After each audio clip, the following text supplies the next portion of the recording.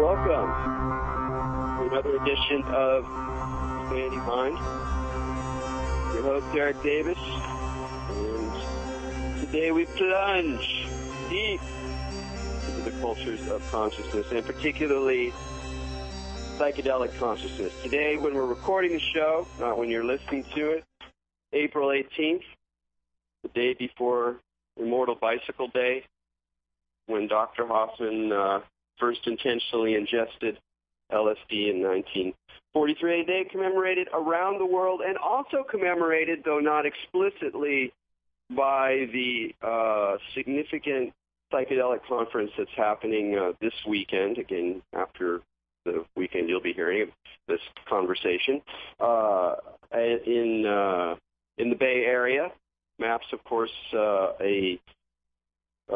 incredibly dynamic and forceful operation in the world of psychedelic science, and there's been quite a renaissance, almost an explosion of interest in the scientific and medical sides of psychedelics, their healing capacities, and a kind of new raft of scientific studies have been going down, and MAPS supports that stuff and has increasingly come to organize these enormous conferences with lots of science types and other psychedelic aficionados.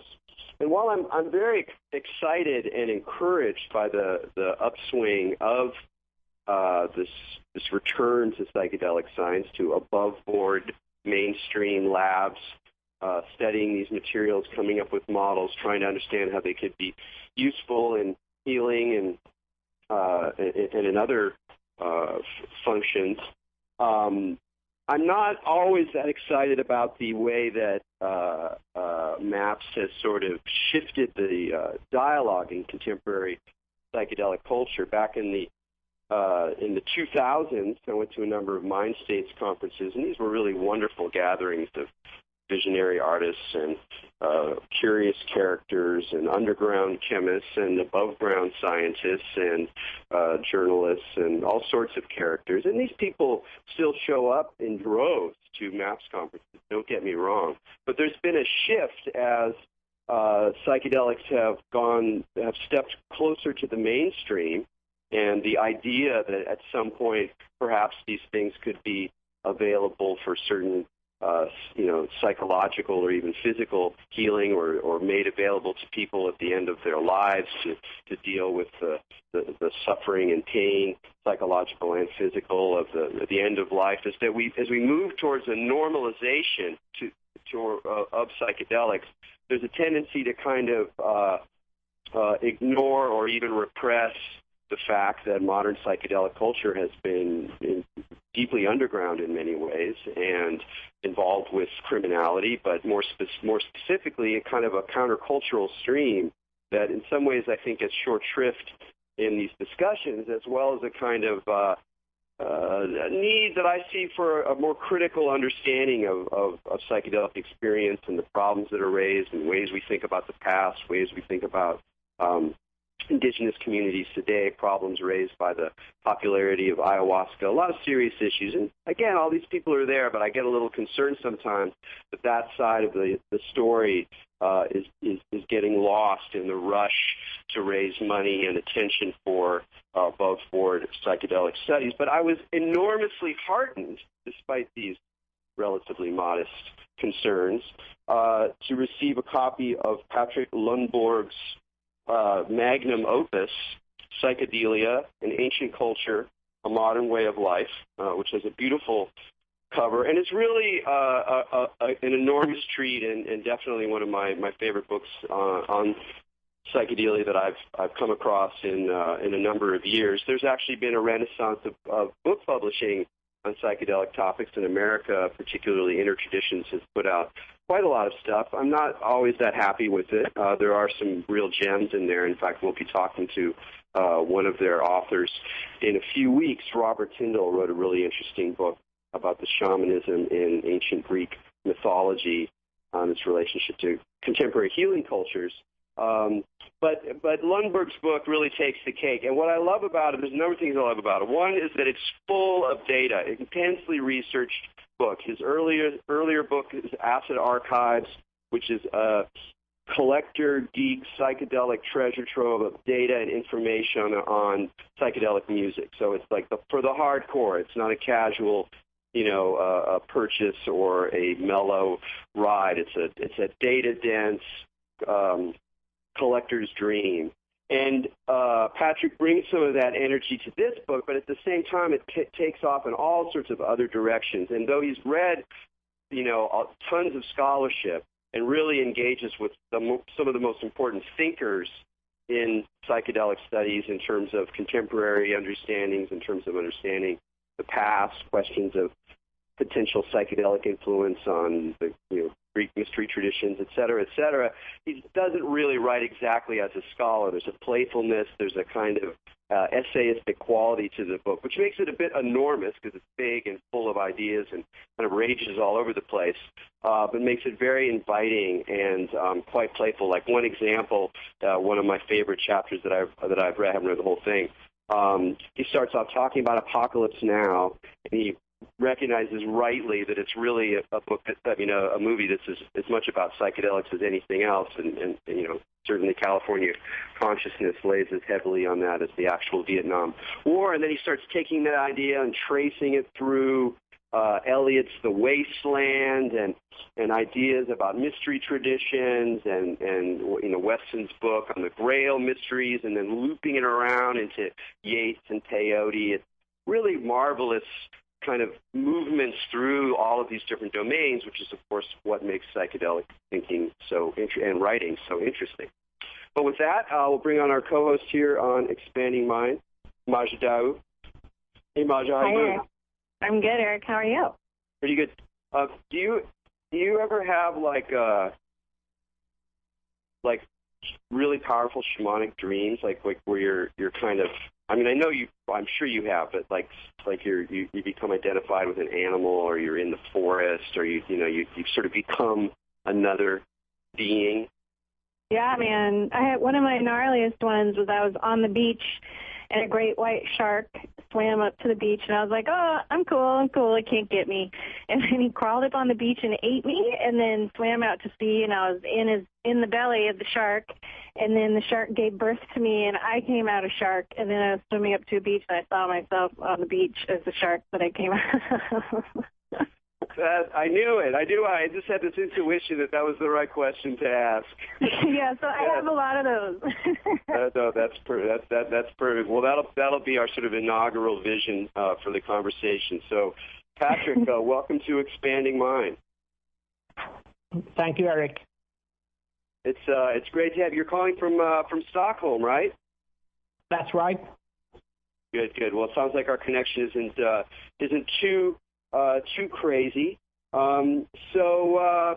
There's so many places to start, but I guess I am kind of interested a little bit in your story and the process of leading to this book, because I was familiar with Acid Archives, which is a great, success, a very popular book. People love it. But I wouldn't necessarily have expected that your next, major book would have ranged so far and so wide through anthropology and philosophy and cognitive science and history and religious studies and all this kind of material. So maybe I'm just kind of curious a little bit more about you and how your fascination and obsession even with modern psychedelic culture and music sort of, opened up into this much, much larger project. Yeah, absolutely. You're not the only one to be kind of surprised by this step that I took with the new book, because most people know me as a music writer and a reviewer of records and so forth. But the whole thing goes back to 20 years when we formed a kind of an artist collective here in Stockholm called the Lumber Island Acid Crew, which is kind of a jokey name that I came up with. And we patterned ourselves on, the Merry Pranksters and Tim Leary's Millbrook group, and created kind of a psychedelic culture for ourselves and club, if you want. And out of that came all kinds of creative activities. But I couldn't quite find, most of those involved were either musicians or artists. And my thing that I wanted to do was to write. That was my specialty. So I started writing in Swedish, and I tried writing novels, and I wrote some poems. And I got some poems published in Sweden's biggest literary magazine, but it never felt quite right, so I kind of gave up on that. And then about 10 years ago, I started writing in English instead of Swedish. And it was weird because it flowed much easier for me, the language, when I wrote in English than my Swedish is my natural language, but it flowed better in English. And so I started writing about music because that was my specialty that people knew of.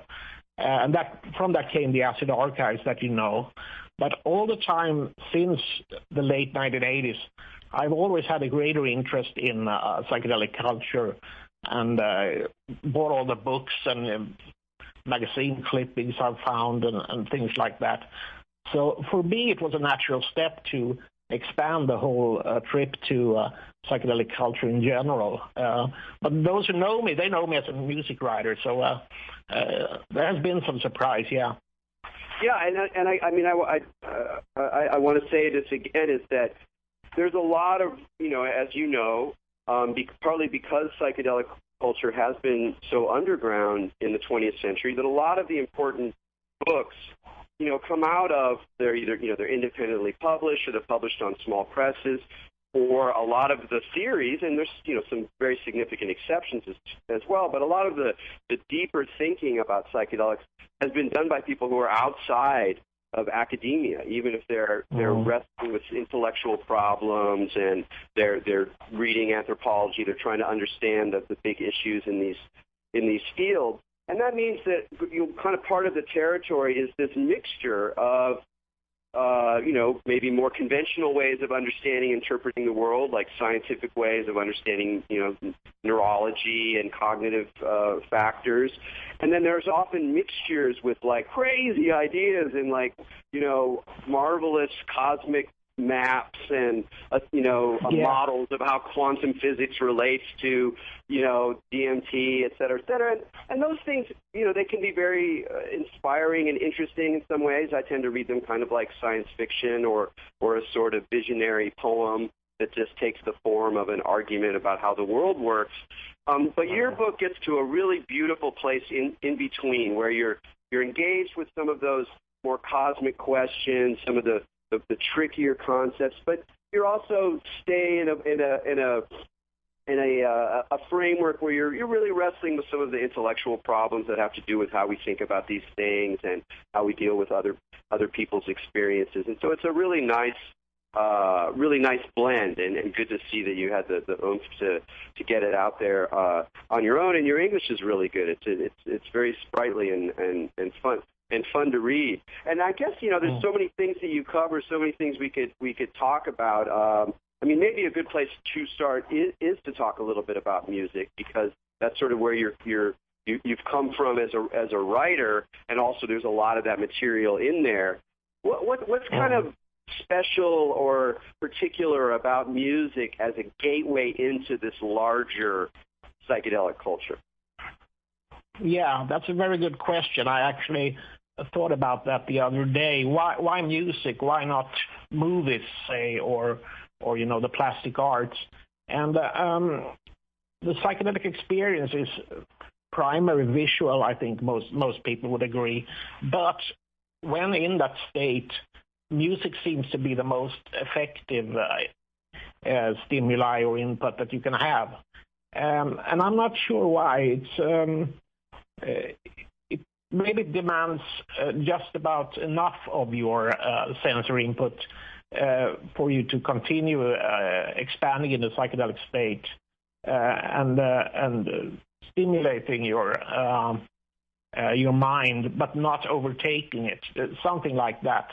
In any event, it's like what people say about the 60s nowadays. Younger people, they say, well, what was good about the 60s was the drugs and the music. That's what, everyone has been going back to. The other stuff, like the politics and so forth, that's just fallen behind. It's the drugs and the music. So there's a connection there that's very, very interesting. And of course, psychedelic music, the match between rock music and psychedelic drugs that occurred in 1965 and 66, that was, perfect marriage, like a match made in heaven, really. Yeah, and how do you see that as a kind of historian? One of the questions that people raise now is that, the movement of psychedelics outside of kind of an elite world of psychotherapists and doctors and people working inside institutions who are trying to explore these things and study them and do proper scientific studies. And then, over the course of the early 60s, there's this transition until there's an explosion and a release of these materials into the popular culture, which helps fuel the counterculture and then create, everything that's come since. And it's sort of an interesting moment because, some people kind of see that as a bit of a fall because in a way it took us away from the sort of scientific legitimation and sort of healing capacities because it becomes part of criminality and da-da-da. And then, of course, on the other hand, there's this enormous explosion of cultural creativity and all these, massively influential things, spirituality and all these things that could not be imagined without that kind of explosion. I'm curious how you see that. Why did that happen? What's important or interesting about that shift from the smaller, more elite world to the popular culture? Yeah, this is an interesting topic because if you look back and you read the literature from the early 60s, like, the Psychedelic Review magazine that Leary and Alpert and Metzner put out, if you read things published then from the pre-Beatle era, there is nothing about music in there, not even classical music or jazz. They have no interest in music whatsoever. And then there is a shift in 64, 65, when rock bands primarily get into psychedelic interest, and then the whole thing explodes in 66 and 67. And what is usually said is that people like Allen Ginsberg and Alan Watts, who were interested in spreading the psychedelic message, kind of tied these worlds together. Ginsberg, he knew Leary and he knew Huxley, but he also knew the Beatles and he knew the Byrds and people in San Francisco and so on. And so I think it was a few guys who helped that transition. And then the other thing, of course, is that psychedelic drugs became available as a street drug from 65 and onwards. And so we didn't have to have the access to Sandoz chemicals or Leary's stash in Millbrook or whatever. And so then the people in rock music that picked up the psychedelic message, the earliest were the folk musicians, which is pretty interesting. This is rarely understood. But it was the folk guys who began in 64, 65 to take an interest in psychedelic drugs. And they had already tried peyote and mushrooms and were no strangers to the experience. And that's what you get when you look at a band like the Byrds in Los Angeles. Those guys they dropped acid as early as 63 or 64, before the Beatles and everyone else. And in San Francisco, of course, all the early bands like Jefferson Airplane and so on, they were ex-folkies too. And there was also a connection between New York and the early folk boom scene and then Los Angeles and San Francisco, which is where the folkies moved out in the mid-60s. So yeah, I believe that... Go ahead. Yeah, and I believe that that's sort of the main channel was Leary and his friends really had nothing to do with this transition, although they influenced a lot of other things. It was in 65, I think, was the crucial year for this. Well, one of the other things that happens right around there, and I was particularly interested in some of your thoughts on this in the book, your reflections on it, is that as people started to go deeper into psychedelic experience, partly because they were reading about it, like Leary and Alpert put out this, crazy book, The Psychedelic Experience, that's this trip guide, very loosely based on the Tibetan Book of the Dead, but it was very popular, and right at that moment, 64, 65, people were really using it, like it really was a trip guide.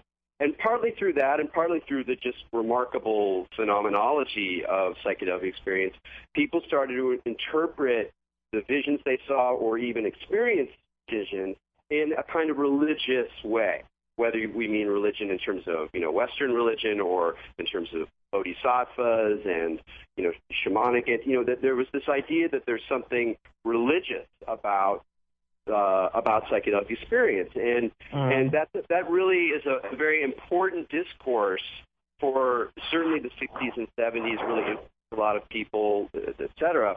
And you have some interesting comments on that, on both the way in which that makes sense, but also the way that it obscures some of what you consider to be like a more authentic and genuine message about what the psychedelics ultimately teach us about the world, about the self, about spirituality. I mean, I know it's a big question, but I was really interested in those thoughts, so I'd love to hear you reflect a little bit about wrestling with the topic of religion in psychedelics. Yeah, this is a big, complex question. That is like 20, 25 pages, I think, in the book. But first of all, this is one area where Leary and his friends definitely had an influence. That book, which is almost unreadable today, The Psychedelic Experience, really influenced a lot of people, I believe, at that time. Later on, people began ridiculing it. Even Leary himself and the other guys kind of distanced themselves from it. But it was an early influence in steering people towards kind of a Buddhist interpretation of the psychedelic experience, for good and for bad. What I say in the book is that during the 70s, I think in particular, there was this idea that you don't have to do psychedelic drugs because they're just an inferior or paler version of the true path, which is like Buddhist meditation or Hindu meditation. And so a lot of people moved out of their psychedelic habits into these, where they signed up with ashrams or started doing transcendental meditation with a Maharishi or things like that.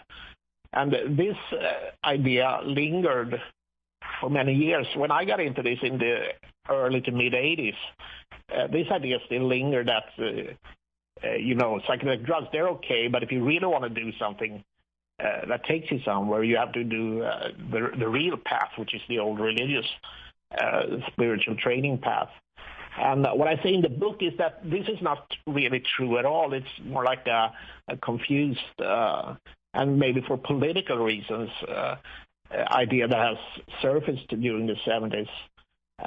Terence McKenna once said that all that stuff that he calls New Age and neo-spiritualism and so on was people escaping from the difficulties of the psychedelic experience. They couldn't handle the trip, simply put, and so they found a way out of it by going into the Buddhist meditation and so on. I think he has a point. It's a little harsh, but I think he has a point in that people were burned out and they felt that they could have the same thing without the risks and dangers of the psychedelic trip. But my belief is that these different paths are very valid, all of them, but they take you to different places.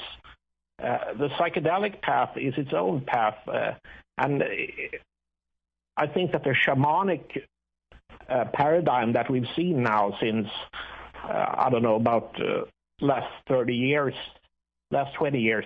is the proper one.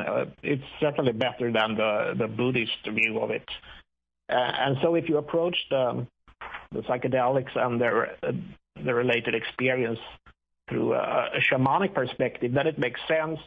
You understand what you can do. You can do healing, and you have a complete spiritual world within reach, which has these whatever people call them, entities or strong forces and energies and so on. And there's a good match between that shamanic world and what you actually experience in a higher psychedelic state. Well, whereas, go ahead. Whereas with when you start mapping it against, say, the Buddhist, the full Buddhist path towards a bodhisattva state, pretty soon you see the divergences. They don't match up at all. The Buddhist works towards non-dualism. He works towards the void. He works towards emptiness, whereas the psychedelic space is anything but empty. It's crowded with, crazy colors and beings and visions. And so the idea that the one replaces the other is, to me, is Baroque. I don't know that people bought it. It is partly political because, I've contributed to a book you're probably familiar with called Zigzag Zen, and which really looks at the connections between psychedelics and American Buddhism. And the thing is, if you actually hang around the scenes and talk to people and even talk to old hands and even some teachers, they'll admit that they recognize this and that the two are complementary more than one replacing the other. But for various reasons, including political ones, the visible story, the surface story is that, well, we did drugs and then we discovered meditation and that was the real deal and so we were done. But it's actually much more complicated than that on the ground. But I had a different question for you. I want to talk about shamanism and ayahuasca in a little bit, but before we get there, it's that when you talk about the psychedelic path as being its own path, for especially within the modern cultural world that you spend a lot of time, really the heart of your book is in the modern experience and the Western experience, though it's, of course, relating to these other streams of anthropology and ancient history, that within that modern context, does the psychedelic path just sort of bring you to the shamanic worldview, or is there a psychedelic path that's specific to itself or specific to our modern way of life? And it seems like you point that way sometimes, and you talk about some of the kind of core message of that path that you can relate to shamanism. But I'm kind of almost curious, like, what is it in the West? Like, what is it within Western psychedelic culture? What is the essence of the path? Yeah. If you look at the psychedelic experience, you go through different levels. And the first level, or the second level, the first important level is the one which is a therapeutic cleansing. And that is basically, when you open up the doors towards, the old skeletons that you haven't dealt with and that you now have to deal with. And that I think is the first step on the path, which psychedelics help facilitate very quickly. And if you prepare yourself diligently, then it won't be particularly unpleasant, a little challenging, but it's a very important step forward. Then once you've done that, and you may need a few experiences to work out all hang-ups and defenses and things like that, then you start moving into an impersonal realm, and this is what the shamans do with their training. You get into a space that is not about you, but it's about the world and about the people around you and about energy and about healing. And the shamans and the shamanistic model is a specific interpretation of that, in that, the ayahuasca-using tribes develop from their experiences a whole system of both world, upper world, middle world, and underworld, and also the entities that they have to deal with and the type of healing that they have to do.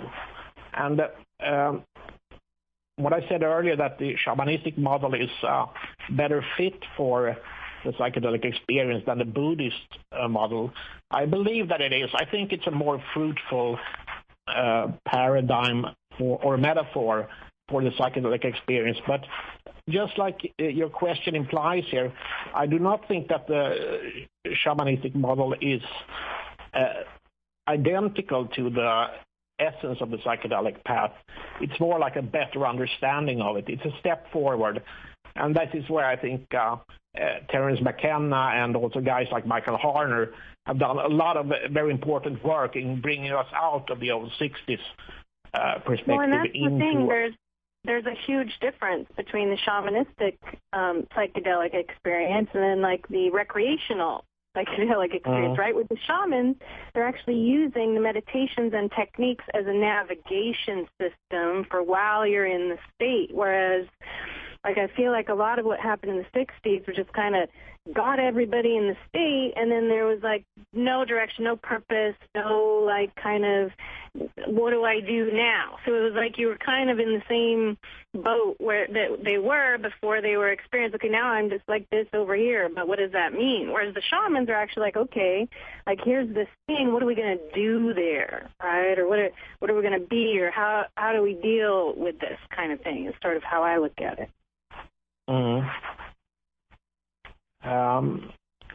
so to pick up with what happens once the psychedelic culture or psychedelic philosophy moves away from the shamanic viewpoint, which is useful but a step on the path, is what I describe in the book is this heritage that we have from all the way back to Eleusis in Greece, the ancient celebrations there.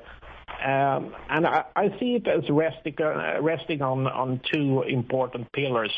One is the everyday life, our mundane life, which I describe as with a number of psychedelic experience behind you, you develop a kind of attitude which is what Alan Watts called a purposeless play.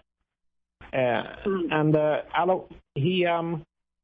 Alan Watts describes in The Joyous Cosmology, his book, what he means by this purposeless play.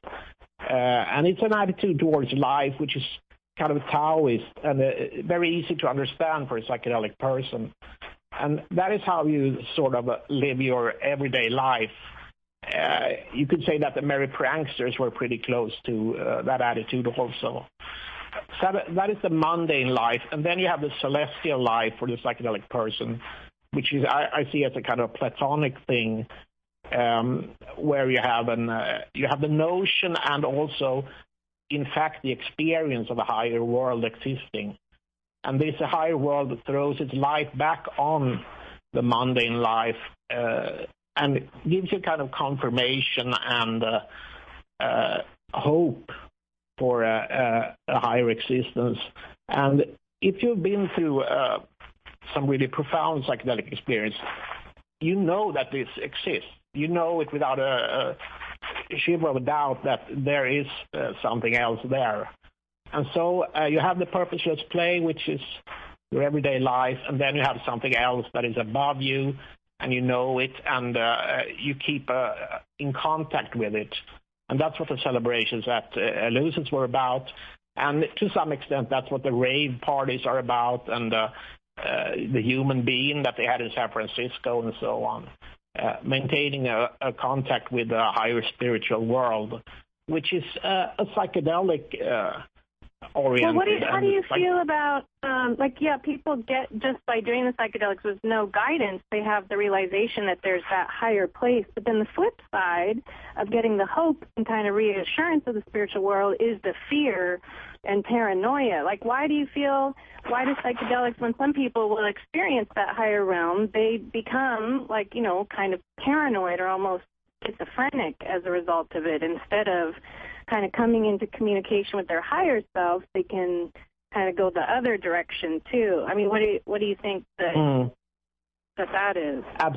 Yeah, absolutely. There are definite risks here, and I always emphasize that. And my idea is what I talked about earlier. First of all, you have to do the inner cleansing. You have to know yourself. And there's basically no difference between doing this through a couple of fairly low dose psychedelic drugs or going into therapy like people do and work out your problems. But that takes like a year.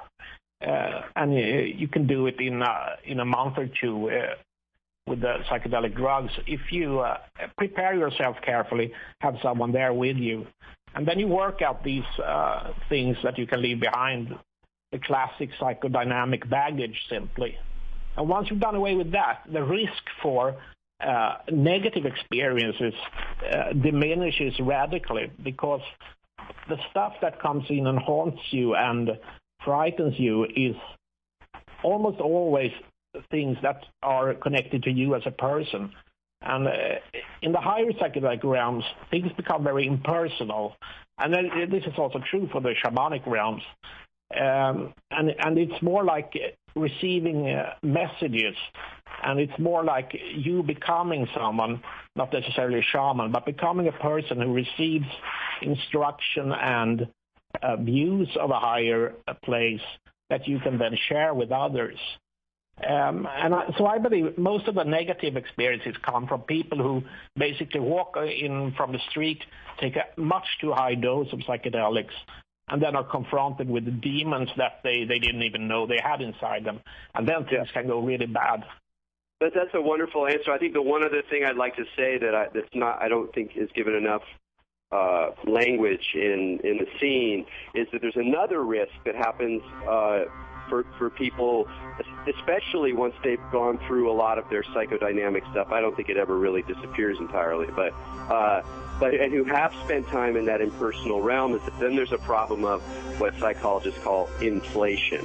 That you have, you think you know, you've seen, you've experienced, you've had the gnosis, you have the charisma, and I've seen a lot of people who kind of hurt themselves and sort of become jerks by not sort of also recognizing or getting the message about humility, which I think is also has to do with that ordinary purposeless play that you talked about. But we got to take a break right here. We'll be right back on Expanding Minds, talking to Patrick Lundborg about psychedelia.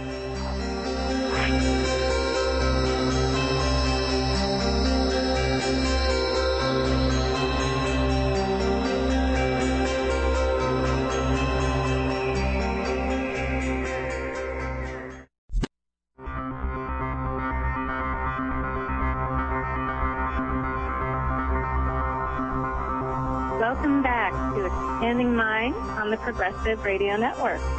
This is Maja Daoud here with Erik Davis, and we're plunging into the explorations of consciousness today with Patrick Lundborg and talking about psychedelia.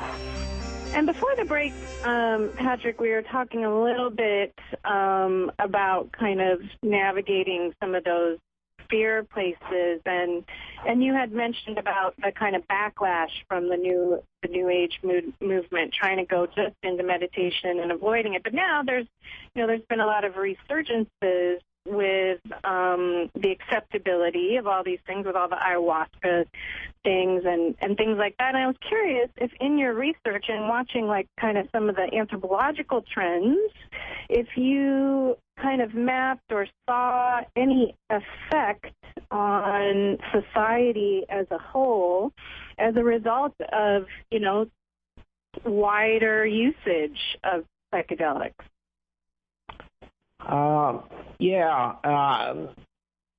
Anthropology as a field became very important for me when I wrote the book.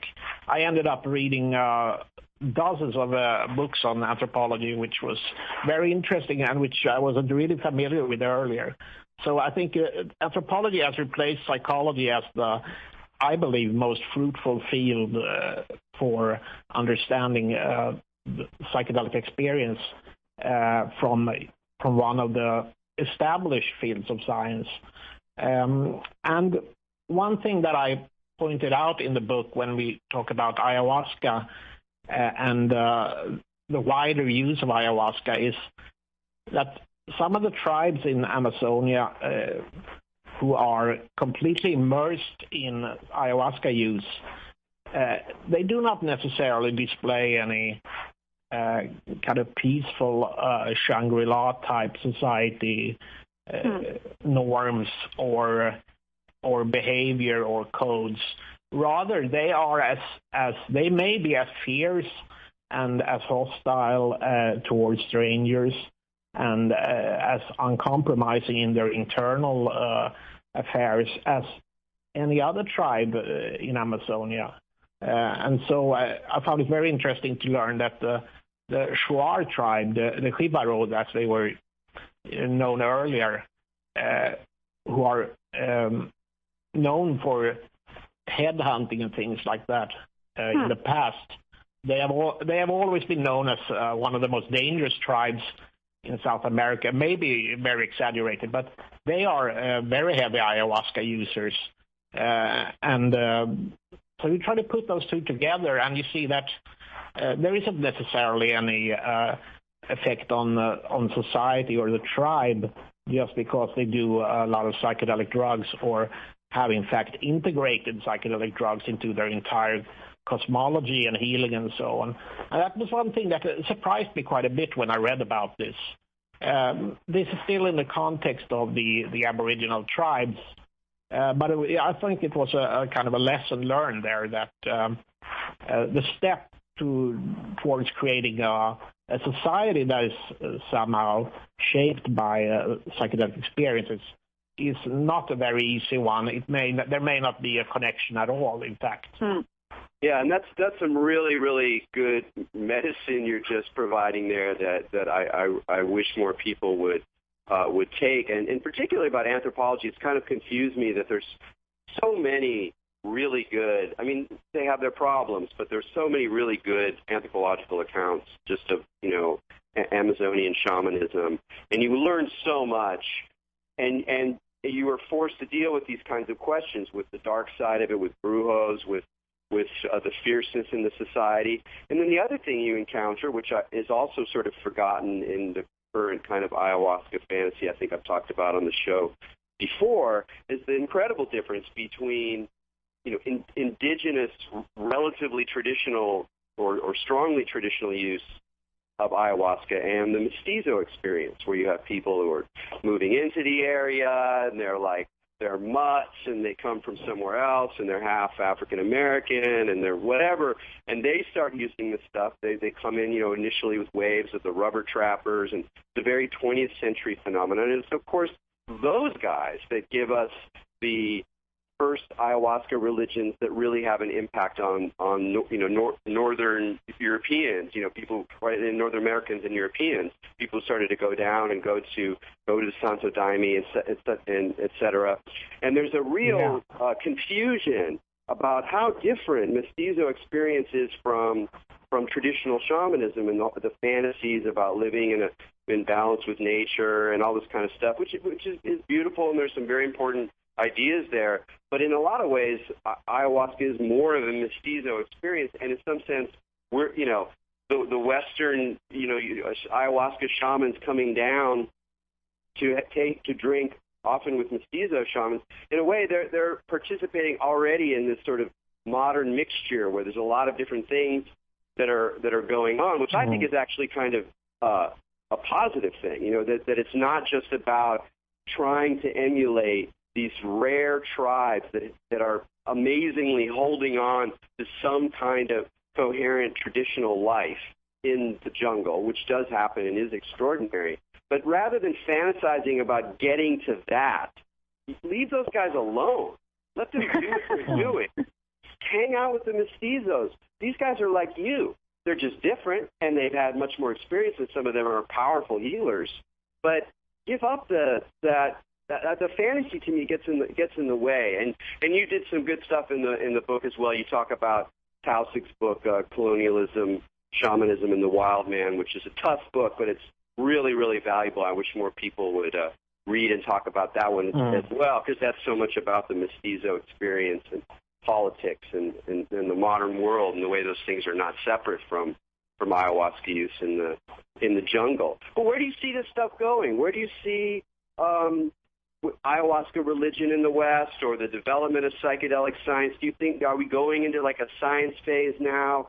Are the esoteric kind of Platonic elements going to be sort of hidden, or are we just on the verge of some revolutionary models of mind that help us understand what's going on in deep space psychedelia? Where do you see it headed? I make the comment in the book that in Brazil, the mestizo churches like Santo Daime that you mentioned, they have managed to create precisely that which we have not been able to do in Western society, which is a new kind of a religion, basically, or religion-like experience, which is organized, which functions, and which is integrated into the society. And they have there are at least 3 different, I think, in Brazil, ayahuasca churches. So that is a very impressive achievement.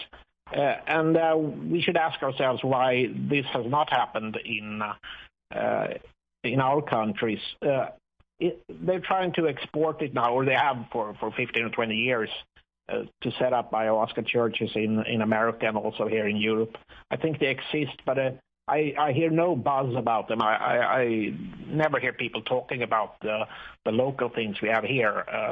And I don't think it's probably not the right solution for Western society either, but it's a very interesting thing. As for psychedelics in general, you mentioned earlier, which I thought was very interesting, the MAPS approach, which is very strongly geared towards mainstream medical research and kind of making the drugs acceptable and integrated into medicine and so on. That will certainly happen, but it's nothing that really helps the psychedelic underground, which is a huge scene both in Europe and in America. And the other thing that you mentioned was the brain research and consciousness research.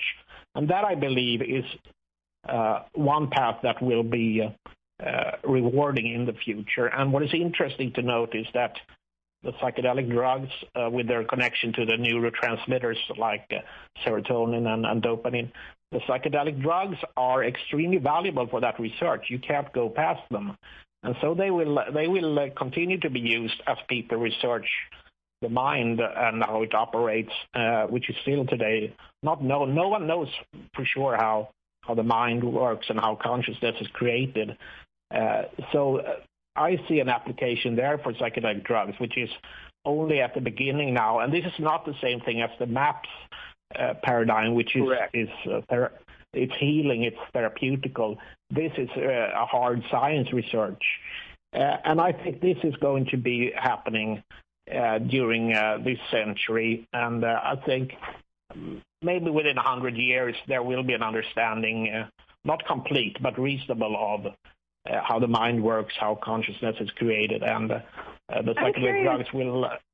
Yeah, I'm curious. Yeah? Do you have any thoughts on what the mechanism is in psychedelics that could cause people to heal? Do you feel like it's just a chemical thing? Do you think it's a consciousness related? What in your research, what do you kind of feel like the connection is between those two? For people to become healers. No, how does the healing? How does healing happen? What is it about psychedelics that enable pretty profound healing to occur? Yeah, I deal with that a bit in the last chapters, which are admittedly very speculative. But I'm building here on a theory from the anthropologist Michael Winkelmann, who published a very interesting book a couple of years ago, which has other psychedelic researchers have commented that he may be onto something here. And what he says is that the totality of the human, the brain apparatus, is the old theory about the triune brain, which is the reptile brain, the mammal brain, and then we have the cortex, the modern brain. And he believes that there is in the psychedelic state, or in maybe other agitated states as well, but in particular in the psychedelic state with the neurotransmitters running free, there is a vertical integration across the 3 types of brains. And in conjunction, in cooperation, the reptile brain and the mammal brain are able to identify weaknesses in your personality structure, basically. Things where you are suffering, places where you're suffering, places where you are fearful, and so on. And thanks to the special consciousness state that you're in, the integrated brain is able to identify and also heal or present a solution for this problem that you have. So that's sort of the basic theory about how it works. It's very complex, and I have several pages about it in the book, but I thought it's the most interesting view of it that I've heard so far. Yeah, and I think go ahead, Masha. I was just going to say, so basically, if you just raise your consciousness level, you can figure out why you're sick, and then your body just fixes it. Yeah, well, this is mostly about the kind of psychological hang-ups that people have. Right. There you can definitely. This self-healing process is very interesting, very intriguing.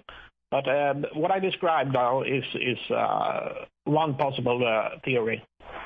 Yeah, it's interesting just to see how far the more cognitive side of the discussion can take it. Because if you take the phenomenology of the experience far enough, it always gets ultimately extremely weird. And some people who describe that, you talk about Benny Shannon's book a lot, and he goes through like the whole range of ayahuasca phenomenology. And while he admits that there are some anomalies, he basically wants to stay in the frame that these are experiences that are happening inside of an individual's psyche. And he does that for a variety of reasons. That's his job. So, he also has academic pressures or whatever. But it's kind of interesting to see like how far you can go with a model that's still ultimately kind of acceptable by science. But at the same time, as soon as you describe such a model, there are these very significant anomalies. And I can tell that you also have a sympathy for some of the more scientific and cognitive accounts. At the same time, you're very willing to talk about the esoteric, intensities of inner space. What for you are some of the most extraordinary anomalies, like those things about the experience that seem to suggest something profoundly different than even an expansive scientific worldview? Yeah, I think mostly under the tryptamines, which is ayahuasca, DMT, and psilocybin, you get in the higher states the kind of healing, which is not personal healing, but an impersonal healing. There is what Terence McKenna called the logos. I don't like that term. I call it simply the mushroom voice or the overseer, I think, in the book. And there is something in there that knows much more than you do. And it's a feeling that it's not your subconscious that knows this, but something else. It's like a supraconscious. And it knows incredibly much, not just about you, but about the world in general. And it gives you these messages, which often are very profound and intelligent. And often the problem is to remember them and take them with you back. And I have always found that this, where does this information come from? It's very hard to explain. But as Erik mentioned, my belief is that all this takes place within the mind, within the human brain. There is the other theory which says that it's some other dimension or another world that is somehow being opened up for us. And a lot of people, including psychedelic researchers, believe this. But I tend to lean towards the intrapsychic model, which is that these resources are inside your brain somehow. But I have to say, with the things that you can learn and see, and visions of distant cities that you've never been in, which then turn out to be correct, and so on. Benny Shannon has a lot of these examples in the book you mentioned. It kind of stretches the credibility of the intrapsychic model, because it's so bizarre. It's like, is it really possible that I can have this? knowledge in my mind. And well, I tend to lean towards that, but it's hard to explain where it comes from. It's just like, is it inherited information that is stored in DNA that I'm given access to, or where does it come from? So I believe these like remote seeing and the telepathy that almost everyone does psychedelic drugs has experienced, and kind of, yeah. Well, that's a wonderful summing up. We're going to have to end it there. We have a little bit of time left, and I just want to let you tell listeners where they can get a hold of your book and find out more about what you're doing online. Thank you, Erik, and thanks for your kind words about my book. My book, Psychedelia, by Patrick Lundborg, is currently sold out at Amazon, but you can find it at our distributor, Forced Exposure, on their website, and also at eBay, and at a number of bookshops and record shops. So it's pretty easy to find. Just Good. Google it and you will find it. Well, thanks again. And I have yeah. So we got to wrap it up. So thanks again for being on the show. From Maja and me to all you out there, keep your minds open and have a wonderful bicycle day.